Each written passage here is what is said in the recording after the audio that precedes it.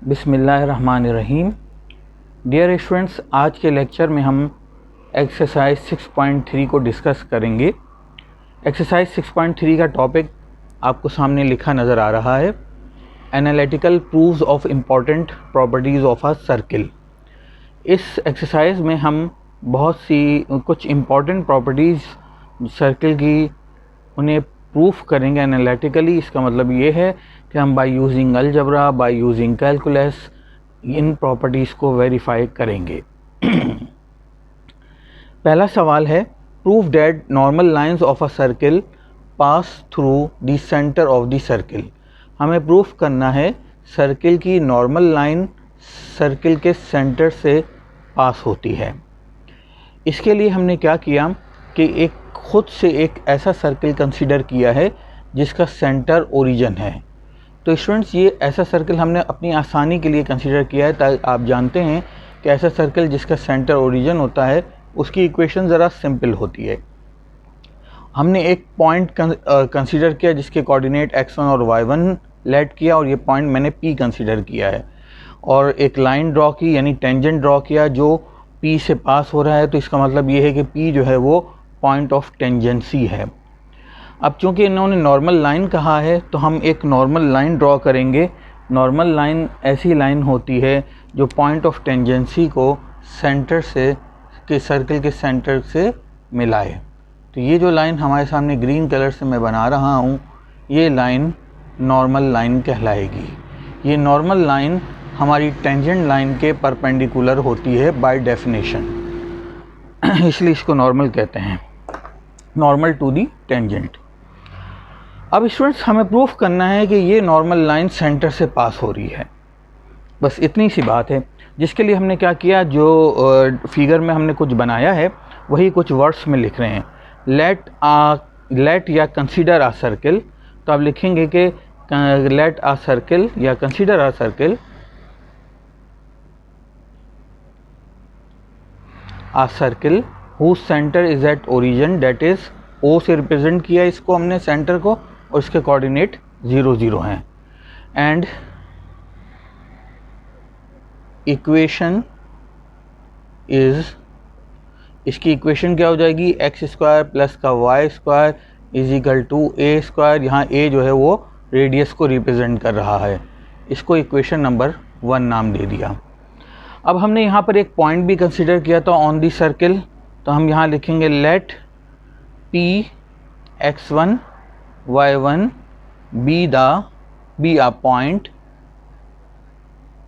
On circle which is point of tangency, which is point of tangency। ये point of tangency भी है, तो हमने टेंजेंट भी ड्रॉ किया है।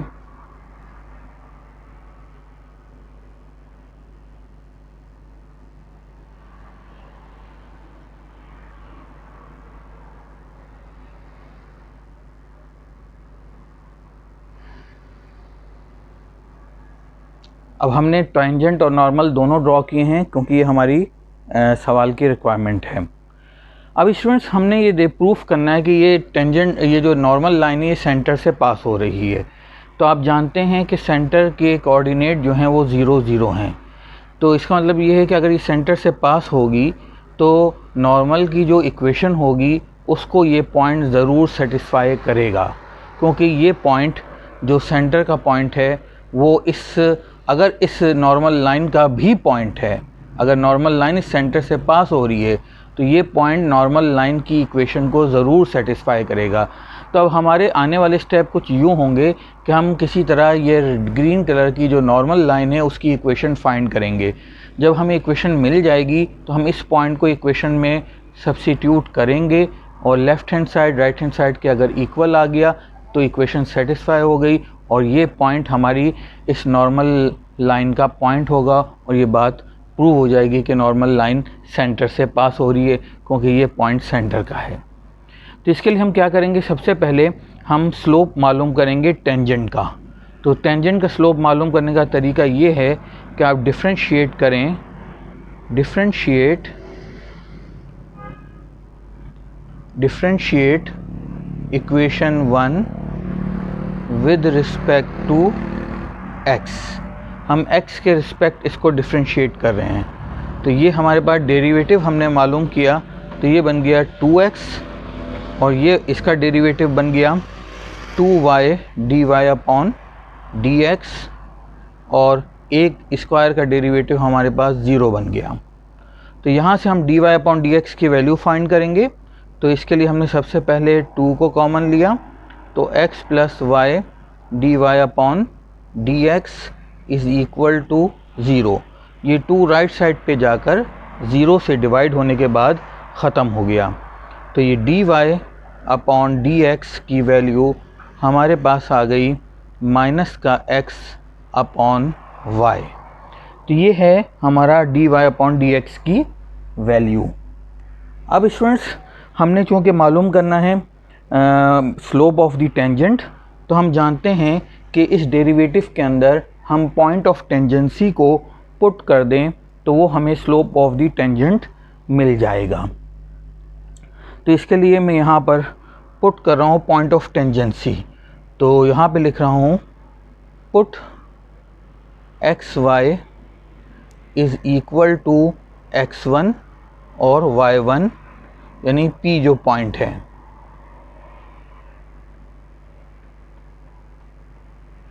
ये पॉइंट ऑफ टेंजेंसी है, वो इसके अंदर पुट किया जा रहा है। तो ये बन जाएगा slope of tangent is equal to m is equal to derivative के अंदर अगर हम एक्स वाई की जगह पर point of tangency x1 y1 put कर दें। तो स्टूडेंट्स, मैं ऊपर के कुछ स्टेप्स मिटा रहा हूँ, आप इसे नोट कर लीजिएगा।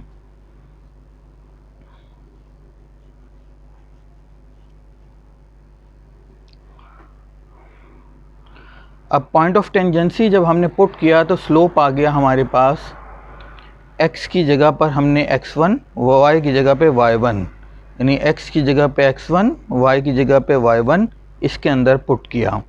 तो हमारे पास आ गया माइनस का x1 और y1।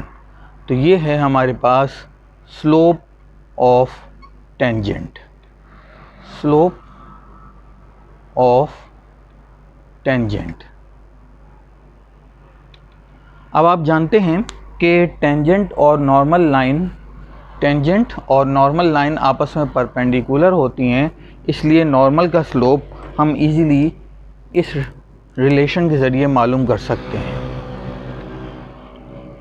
अगर मैं इसके स्लोप को m1 नाम दे दूं, तो हम ये कहेंगे slope tangent line is perpendicular to normal, therefore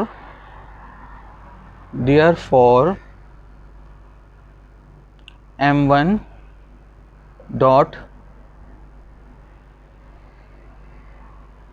m2 is equal to -1। m1 multiply m2 जो होता है वो -1 के इक्वल होता है जब दो लाइनें आपस में परपेंडिकुलर होती हैं।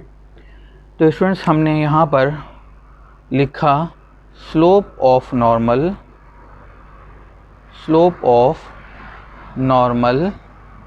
Is equal to m2 is equal to -1 upon m1। ये हमने m1 को राइट साइड पे शिफ्ट कर दिया। तो इस तरह से हमें मिल गया m1 की वैल्यू ये है हमारे पास। तो इस तरह हमें मिल गया माइनस का x1 अपॉन y1, और इस तरह हमें m2 यानी स्लोप ऑफ नॉर्मल मिल गया, माइनस माइनस से कैंसिल हो गया, तो y1 अपॉन x1 ये हमें मिल गया स्लोप ऑफ नॉर्मल।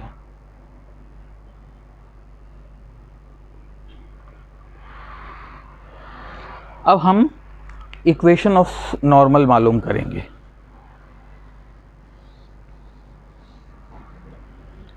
तो इक्वेशन ऑफ नॉर्मल मालूम करने के लिए हम 2 point slope point slope form इस्तेमाल करेंगे। For equation of normal,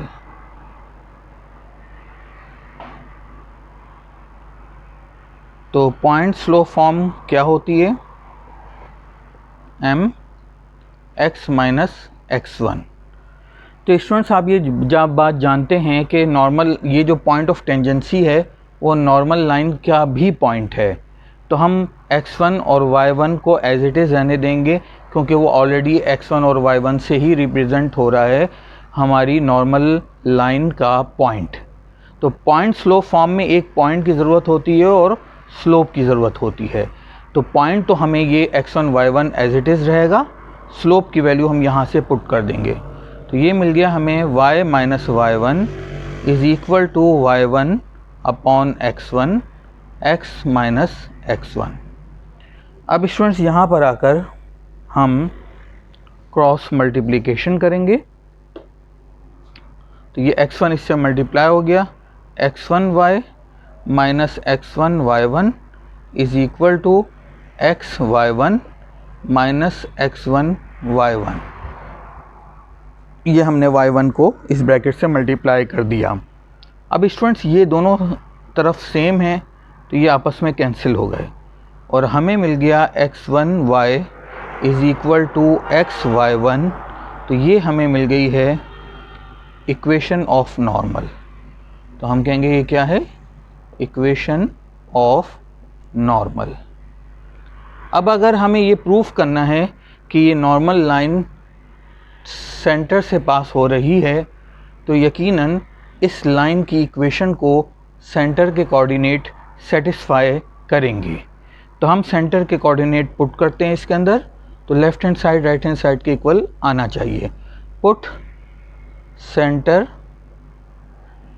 O X Y की जगह पे हम पुट करेंगे 0 0।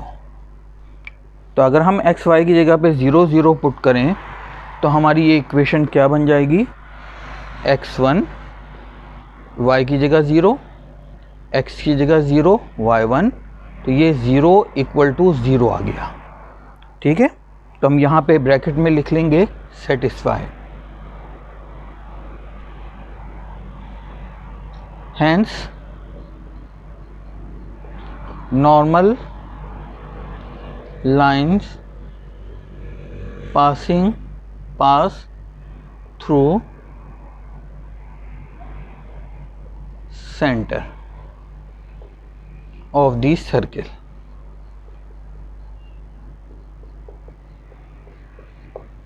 तो स्टूडेंट्स आपने ये नोट कर लेना है, एक बहुत इजी और बहुत आसान सा ये हमारे पास प्रूफ है। अब स्टूडेंट्स हम क्वेश्चन नंबर 3 की तरफ आते हैं। क्वेश्चन नंबर 3 के वर्ड्स कुछ यूँ हैं, prove that the mid point of the hypotenuse of a right triangle is the circum centre of the triangle. ये कह रहे हैं कि आप ये बात प्रूफ करें मिड पॉइंट किसी भी राइट एंगल ट्राइंगल के हाइपोटेन्यूज का वो सर्कम सेंटर होगा इस ट्राइंगल का। तो इसके क्या मायने हैं, इसके मायने हम इस फिगर में देखते हैं।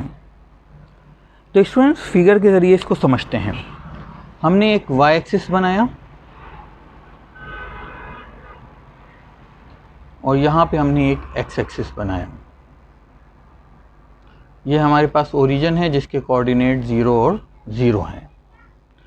अब हमें चूँकि इस सवाल में ज़िक्र किया गया है एक राइट एंगल ट्राइंगल का, तो अब हमने एक राइट एंगल ट्राइंगल बनाना है। तो स्टूडेंट्स हमने राइट एंगल ट्राइंगल बनाने के लिए कुछ चीज़ें कंसीडर की हैं।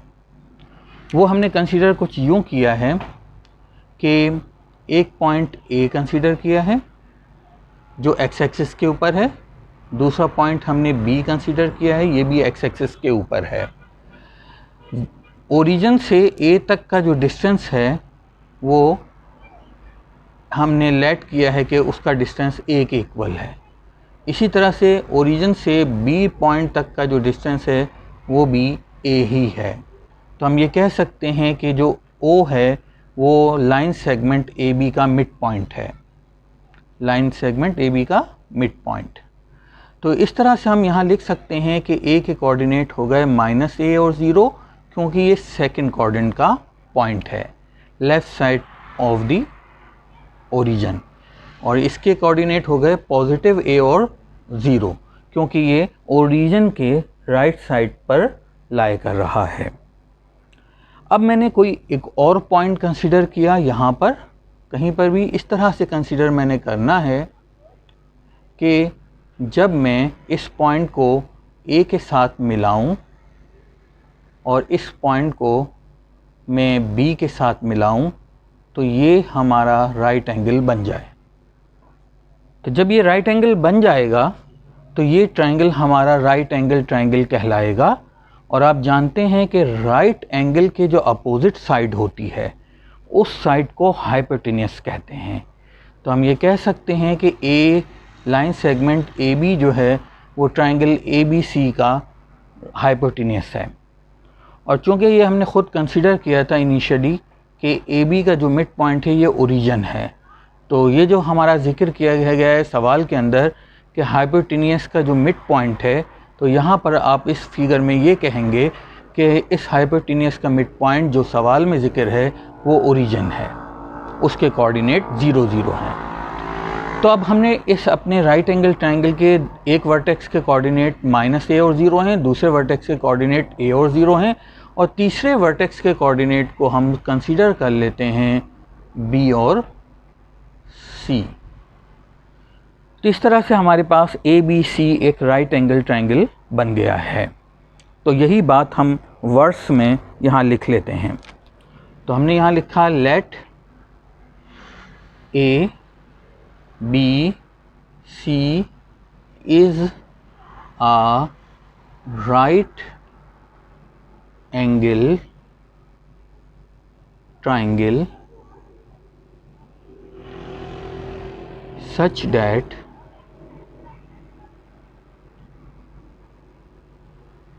A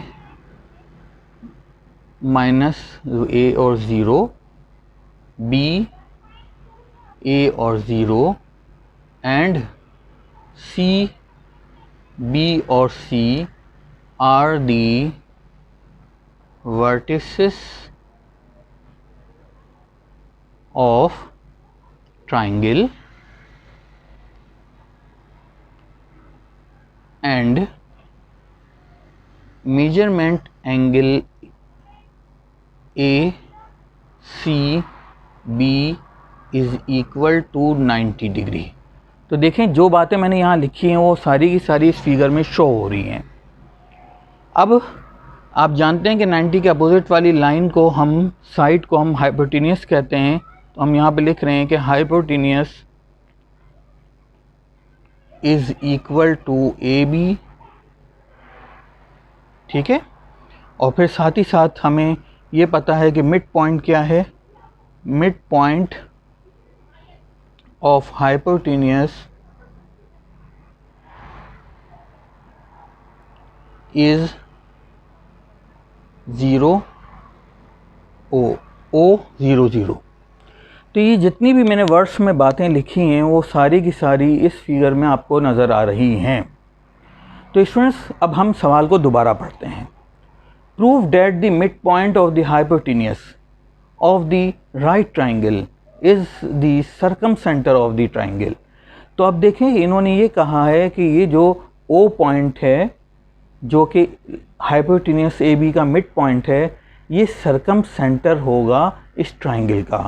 तो स्टूडेंट्स सर्कमसेंटर कहते हैं ऐसा सर्किल जो हमारे ट्राइंगल के 3 वर्टिसेस से पास हो, तो उस सर्किल के सेंटर को सर्कमसेंटर कहते हैं।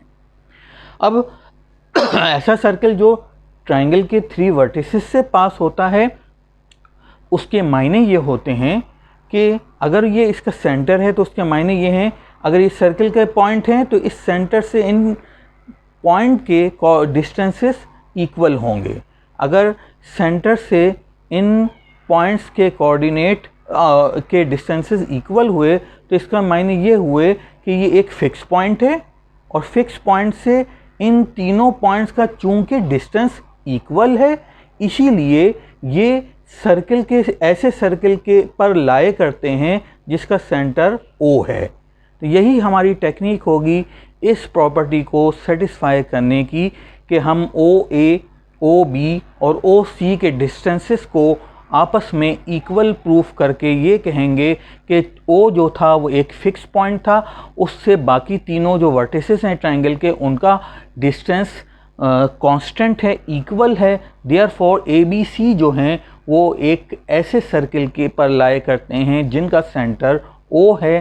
तो चूंकि ये वर्टिसेस हैं ट्रायंगल के, इसीलिए O जो है वो सर्कम सेंटर है ट्रायंगल का, क्योंकि according to the definition circumcentre कहते हैं किसी भी ट्रायंगल के ऐसे किसी भी पॉइंट को कहते हैं जिससे जो कि ऐसे सर्किल का सेंटर होता है जिससे ट्रायंगल के तीनों वर्टिसेस पास हो रहे हों, जो ट्रायंगल के तीनों वर्टिसेस से पास हो रहा हो।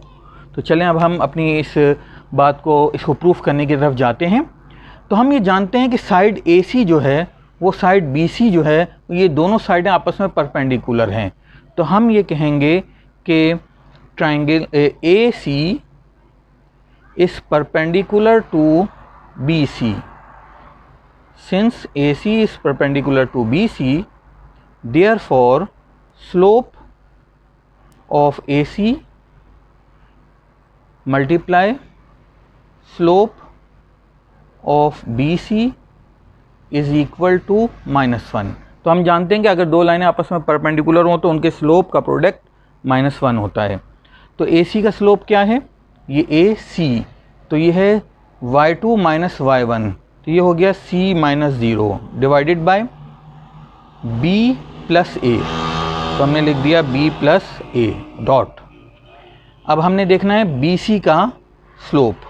तो BC का स्लोप क्या होगा, C - 0 यानी y2 - y1, x2 - x1 का मतलब है कि B - A, और वो किसके इक्वल है, -1 के इक्वल है, क्योंकि प्रोडक्ट जो है होगा वो -1 के इक्वल होगा। तो न्यूमरेटर से मल्टीप्लाई हुआ, C² आ गया, इन दोनों को मल्टीप्लाई करें तो फार्मूला बन जाएगा अलजबरा का, A + B A - B equal होता है A² - B² के। तो हमने ये राइट साइड पे शिफ्ट किया तो हमें मिल गया C² is equal to minus का B² प्लस का A²। तो अगर हम B² को लेफ़्ट साइड पे शिफ्ट कर दें तो हम ये कह सकते हैं कि C² प्लस का B² जो है वो A² के इक्वल है। ये इक्वेशन नंबर 1 बन गई। तो स्टूडेंट्स ये इक्वेशन हमारे आगे कहीं काम आएगी, तो हम यहाँ पर इक्वेशन नंबर 1 का रेफरेंस दे के आगे हम इसको यूज़ कर लेंगे। अब आप इसे नोट कर लीजिए, इसके बाद हम आगे बढ़ते हैं, फर्दर स्टेप्स करते हैं। अब हम मालूम करने जा रहे हैं O का डिस्टेंस A के साथ, O का डिस्टेंस B के साथ, O का डिस्टेंस C के साथ। तो अगर हम O का डिस्टेंस A के साथ मालूम करें तो आप जानते हैं चाहे आप डिस्टेंस फार्मूला अप्लाई कर दें, लेकिन हम यहाँ चूँकि जानते हैं कि ये A जो है वो x एक्सिस पे है, O जो है वो x एक्सिस पे है, तो यहाँ से लेके यहाँ तक का जो डिस्टेंस था वो हमने A लिया था, तो ये A हो गया। O का डिस्टेंस B के साथ, ये भी हमारी फिगर के अंदर हमें नज़र आ रहा है कि O का डिस्टेंस B के साथ जो है वो A है, इसलिए x कोऑर्डिनेट A था, तो ये A हो गया। अब हमने O का डिस्टेंस C के साथ मालूम करना है, तो O का डिस्टेंस C के साथ डिस्टेंस फार्मूले के ज़रिए मालूम कर लेते हैं। तो क्या होगा, x2 माइनस यानी x1 माइनस x2, तो ये बन गया 0 माइनस B होल स्क्वायर, फिर 0 माइनस C होल स्क्वायर। तो ये हमारे पास हो गया B² माइनस प्लस का C², और हमारे पास इक्वेशन नंबर 1 ये कहती है कि B² प्लस C² जो है वो A² के इक्वल होता है। तो यहाँ पर हम लिख देते हैं बाय यूजिंग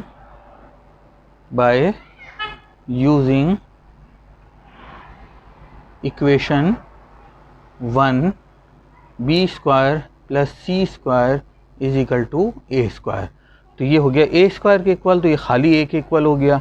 तो इस तरह से हम ये कह सकते हैं कि 2, 3 इक्वेशन और ये 4 इक्वेशन। तो हम कहेंगे from equation 2, 3 and 4 OA is equal to OB is equal to OC is equal to A। ये तीनों चूँकि आपस में इक्वल हैं, therefore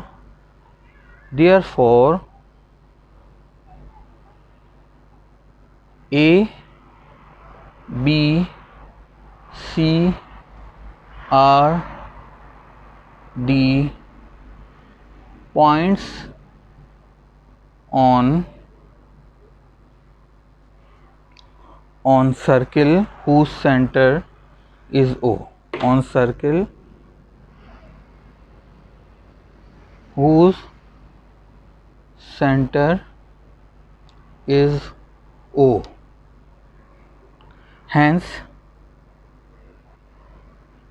A, B, C are, तो हम ये कहेंगे, बल्कि यही वर्ड्स आप लिख देंगे कि hence midpoint is the circumcentre of the circle. hence midpoint O is the circum center of the triangle, क्योंकि according to the definition, elementary definition of circumcentre, ये point ऐसा point है जो circle के, ऐसे circle का point है जो 3 वर्टिसेस से पास हो रहा है, इसलिए सर्कम सेंटर है। और हमने ये बात प्रूफ कर दी यहाँ पर कि O का डिस्टेंस A के साथ, O का डिस्टेंस B के साथ, O का डिस्टेंस C के साथ, ये तीनों का डिस्टेंस इक्वल है। तो इसका मतलब ये है कि अगर O जो है वो एक फ़िक्स पॉइंट है, क्योंकि तीनों का कॉमन पॉइंट है, तो फिक्स पॉइंट से तीनों पॉइंट का डिस्टेंस चूँकि इक्वल है, तो according to the definition of circle, किसी भी फिक्स पॉइंट से अगर बाकी तमाम पॉइंट्स का डिस्टेंस इक्वल हो, तो बाकी तमाम पॉइंट्स एक ऐसे सर्किल के पॉइंट होते हैं जिनका सेंटर ये पॉइंट O होता है। इसी वजह से हम ये कहेंगे कि ABC ऐसे सर्किल के पॉइंट्स हैं जो कि जिसका सेंटर O है, इसीलिए हम O को सर्कम सेंटर कहेंगे। यहाँ हमारी प्रूव हो गई। हम नेक्स्ट क्वेश्चन की तरफ जाएंगे। अब हम क्वेश्चन नंबर 4 की तरफ आ जाते हैं। क्वेश्चन नंबर 4 में के वर्ड्स कुछ यूँ हैं, prove that the perpendicular dropped from a point of a circle on a diameter is a mean proportional between the segment into which it divide the diameter. ये कह रहे हैं कि सर्किल के एक पॉइंट से हम एक परपेंडिकुलर ड्रॉ करते हैं, किसके ऊपर? डायमीटर के ऊपर। तो ये कह रहे हैं कि जो लाइन सेगमेंट होगी वो मीन प्रोपोर्शनल होगी उन सेगमेंट के दरमियान जिसको, जो डायमीटर को डिवाइड होने से 2 सेगमेंट बनेंगी। इस सवाल के जो वर्ड्स हैं उनको हम फिगर के ज़रिए समझते हैं। सबसे पहले हमने एक एक्स एक्सिस यानी अपने वाई एक्सिस और एक्स एक्सिस हमने बनाए।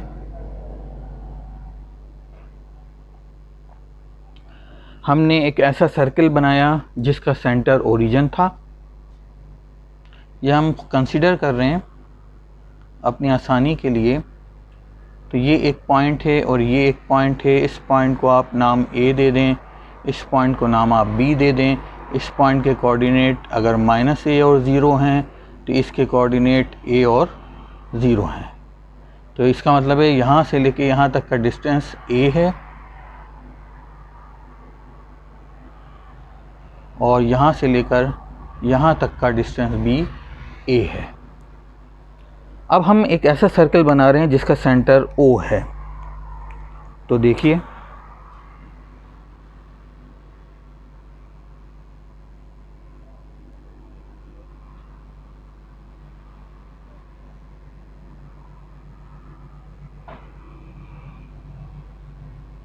यह हमने एक ऐसा सर्कल बनाया है जिसका सेंटर O है और जिसका एक पॉइंट, और ये जो AB है ये इसका डायमीटर है और डायमीटर का जो मिड पॉइंट है वो ओरिजिन है।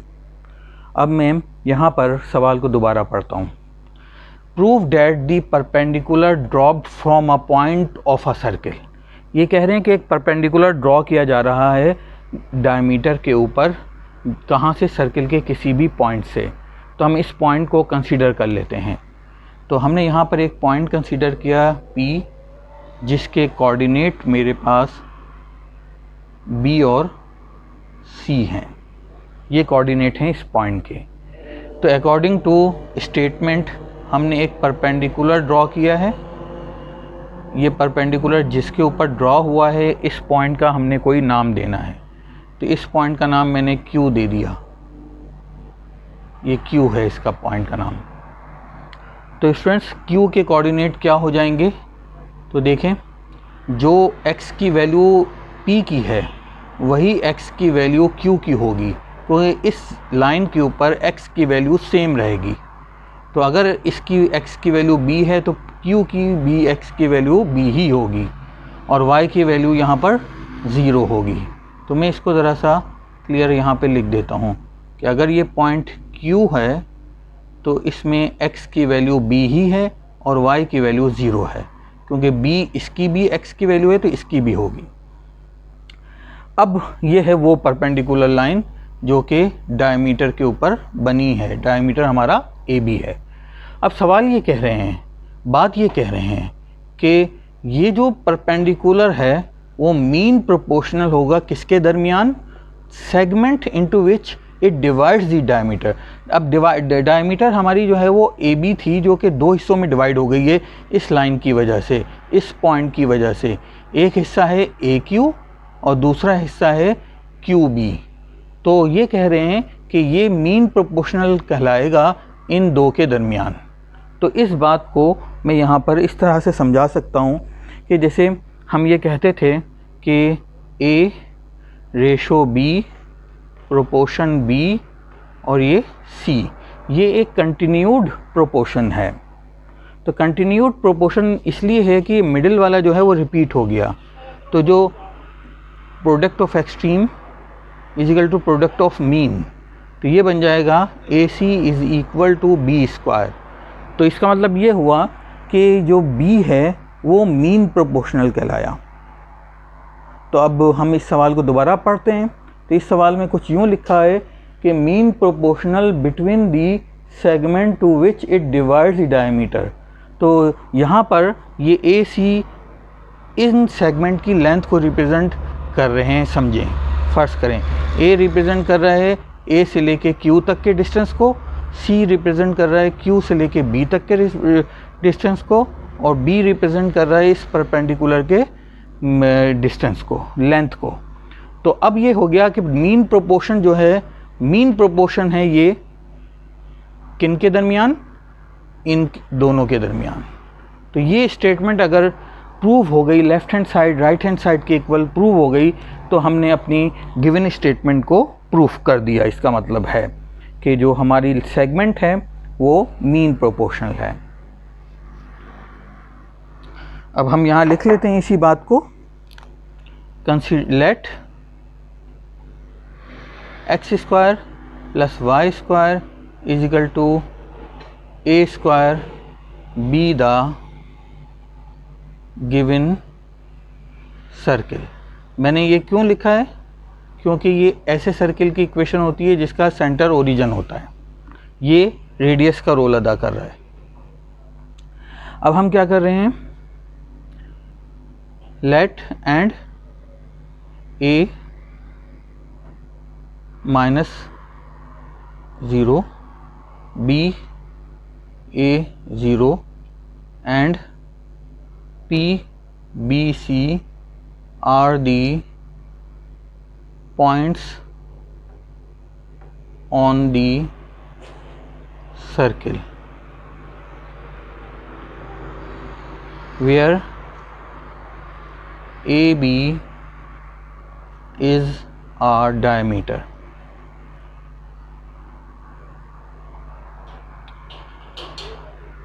PQ as shown in figure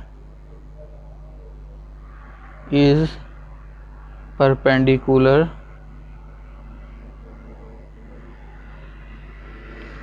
to AB। ये परपेंडिकुलर है AB के ऊपर। अब आ जाते हैं हम यहाँ पर, पी बी का डिस्टेंस क्या है, पी क्यू का, पी क्यू की लेंथ क्या है, ये बात हमने नोट करनी है। तो पी क्यू की जो लेंथ है वो y की वैल्यू होगी, क्योंकि ये जो लेंथ होती है वो y की वैल्यू को, ये जो हाइट है वो y की वैल्यू को रिप्रेजेंट करती है। यहाँ पर y की वैल्यू अगर c होगी तो y की वैल्यू जो है वो इसकी लेंथ होगी। तो हम यहाँ लिखेंगे पी क्यू की लेंथ c है। अब आ जाते हैं हम ए क्यू की लेंथ कितनी है, ए क्यू की लेंथ। तो ए और क्यू की लेंथ को मालूम करने के लिए हम डिस्टेंस फार्मूला भी अप्लाई कर सकते हैं, और एक और चीज़ भी हम यहाँ पे अप्लाई कर सकते हैं कि यहाँ से लेकर यहाँ तक की लेंथ ए है और यहाँ से लेकर यहाँ तक की लेंथ बी है, तो ये बन गया ए प्लस बी। तो हम यहाँ लिख सकते हैं ए प्लस बी, क्योंकि यहाँ से लेकर यहाँ तक की लेंथ ए, यहाँ से लेकर यहाँ तक की लेंथ बी, तो टोटल लेंथ बन गई ए प्लस बी। अब हमारे पास है क्यू बी की लेंथ। तो आप देख रहे हैं कि क्यू बी की लेंथ क्या होगी। क्यू बी जो है वो यहाँ से लेके यहाँ तक का पार्ट है, तो यहाँ से लेके यहाँ तक का पार्ट जो है उसकी लेंथ हमें इस तरह पता चलेगी कि हम ओ बी में से ओ क्यू की लेंथ माइनस कर दें। तो हम यहाँ लिखेंगे ओ बी की लेंथ में से माइनस कर दें ओ क्यू की लेंथ। तो यहाँ हम माइनस कर देते हैं, ओ बी की लेंथ है ए, ओ क्यू की लेंथ है बी, तो ये बन गया ए माइनस बी। ये बात हमारी समझ में आ गई है। अब हम आगे बढ़ते हैं। अब एक बात और नोट करें कि जो पी पॉइंट है वो हमारे सर्किल का पॉइंट है, तो हम पी पॉइंट को सर्किल की इक्वेशन में पुट कर सकते हैं। तो हम ये काम यहाँ पे कर देते हैं। तो हम यहाँ लिखते हैं पुट पी एक्स वाई की जगह पे हम पुट करेंगे B C in equation number 1। तो इक्वेशन नंबर 1 में पुट करें तो ये बन जाएगा बी स्क्वायर प्लस का सी स्क्वायर, ये बन जाएगा ए स्क्वायर के इक्वल, ये इक्वेशन नंबर 2 बन जाएगी। ठीक है। अब हमारे सवाल में यहाँ तक आप नोट कर लें, फिर मैं ये ऊपर का हिस्सा मिटा रहा हूँ।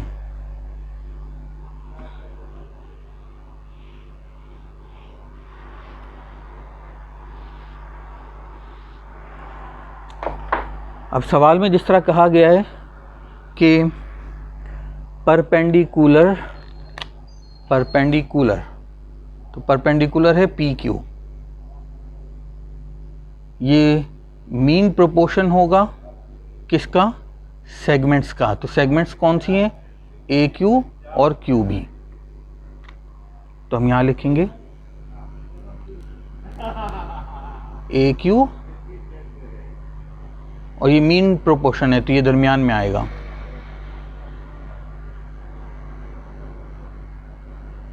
किन दो के दरमियान ये मीन प्रोपोर्शन है, ए क्यू के और क्यू बी के दरमियान है। तो यहाँ मैंने लिखा क्यू बी, तो ए क्यू और क्यू बी के दरमियान ये मीन प्रोपोर्शन है, ये बात प्रूफ करनी है। तो देखते हैं, product of extreme and product of mean, तो ये बन जाएगा ए क्यू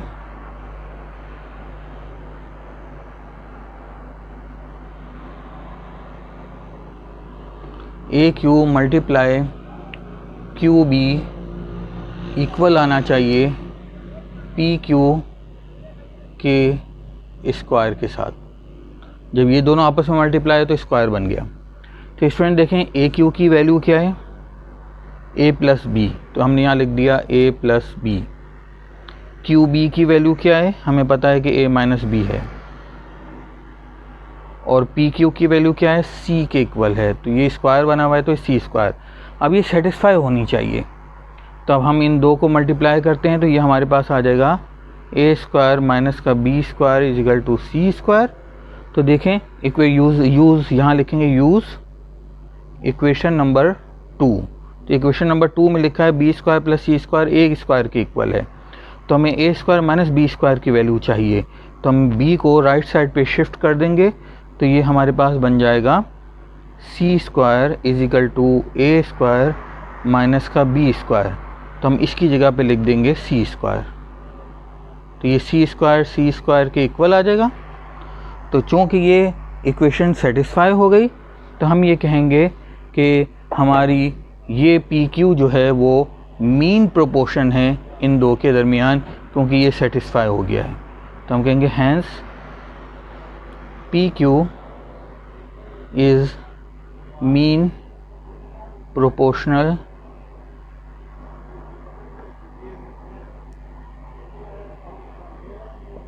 बात प्रूव हो गई। तो स्टूडेंट्स आप इसे नोट कर लीजिएगा।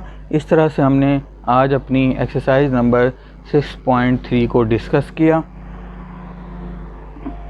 शुक्रिया।